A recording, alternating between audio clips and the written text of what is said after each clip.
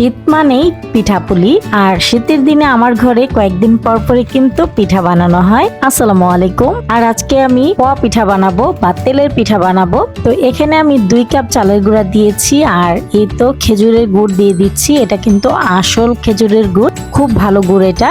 একটা ব্লেন্ডার জারে নিয়ে নিচ্ছি, তারপরে পরিমাণ মতো লবণ দিয়ে দিলাম আর কুসুম গরম পানি দিয়ে মিক্স করে নিচ্ছি চালের গুঁড়ার সাথে।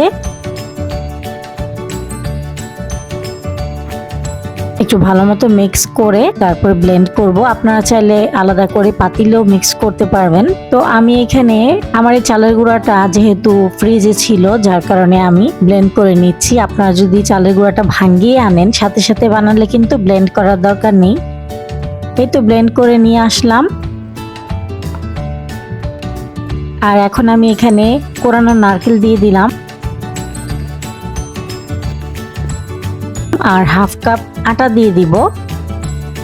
তারপর খুব ভালো মতো মিক্সড করে নিচ্ছি।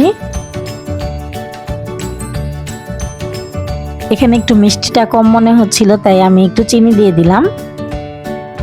পিঠার ব্যাটারটা কিন্তু রেডি। এই পিঠার ব্যাটারটা কিন্তু বেশি পাতলাও হয়নি, আবার এতটা ঘনও হয়নি। আপনারা দেখে নিশ্চয়ই বুঝতে পেরেছেন। এখন আমি ঢেকে রেখে দিব এক সাইডে, 10 মিনিট রেস্টে রাখবো। 10 মিনিট রেস্টে রাখার পর এখন আমি পিঠাগুলোকে ভাজবো। আর এখানে কিন্তু আমি কোনো বেকিং সোডা বা কিছুই দেইনি, একা একে কিন্তু পিঠাগুলো ফুলে যাবে। এই তো বিসমিল্লাহ বলে আমি পিঠা বানাচ্ছি। এই তো দেখেন মাশাআল্লাহ খুব সুন্দর ফুলেছে। প্রত্যেকটা পিঠা কিন্তু এরকম ফুলে যাবে। আর পিঠা বানাতে বানাতে কিন্তু সন্ধ্যা হয়ে গেছে। আমি বিকেলবেলা শুরু করেছিলাম পিঠা বানানো, আর বানাতে বানাতে সন্ধ্যা হয়ে গেছে। এখনকার দিন তো অনেক ছোট।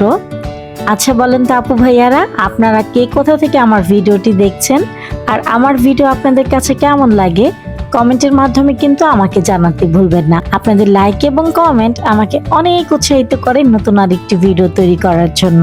অনেকেই পিঠা ফোলানোর জন্য বেকিং সোডা ইউজ করে, আমি কিন্তু বেকিং সোডা বা বেকিং পাউডার কিছুই দেইনি। আমার পিঠা কিন্তু এমনিতেই ফুলে যাচ্ছে, কারণ আমি ব্লেন্ড করে নিয়েছিলাম আর স্মুথ একটা ব্যাটার বানিয়েছি, যার কারণে পিঠাগুলো কিন্তু এতটা ফুলকো ফুলকো হয়েছে। এই তো সবগুলো পিঠা বানানো হয়ে গেছে, আর এই তো মধ্যে সবাই নিয়ে কিন্তু খাওয়া শুরু করে দিয়েছে। পিঠাগুলো খুবই মজার ছিল আর সবকিছুই পারফেক্ট ছিল। মিষ্টিটা আলহামদুলিল্লাহ। আর পিঠার মধ্যে একটু লবণ দিলে খেতে ভালো লাগে, মিষ্টিটা ব্যালেন্সড হয়। ভিডিওটি ভালো লাগলে প্লিজ একটি লাইক দিবেন।